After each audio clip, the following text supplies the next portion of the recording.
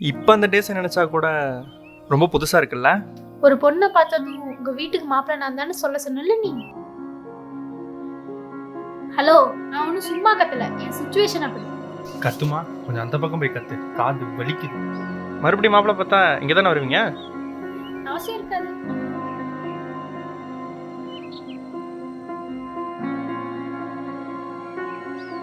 நல்லா போயிட்டு இருந்தல, நான் எதிர்பார்க்காத ஒன்று நடந்துச்சு.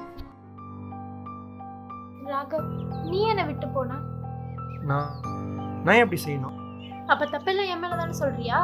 நீ நினைக்கிறது கரெக்ட் தான் மகி.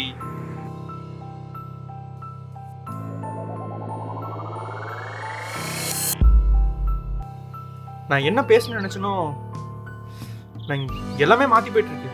இதோட இதை விட்டு போறது தான் ரொம்ப நல்லது ராகவ். லைஃப்ல எக்ஸ்பெக்டேஷன் இருக்கலாம். நீ உனக்கு என் மேல கோமே வராதா? சண்டை போட மாட்டியா? நீ மனசுல இருக்கிறத பேசுறாங்க, ஆனா நீ தான் மூடி மறைச்சிட்டு என்னை சிரிச்சுட்டே தூக்கிடுற.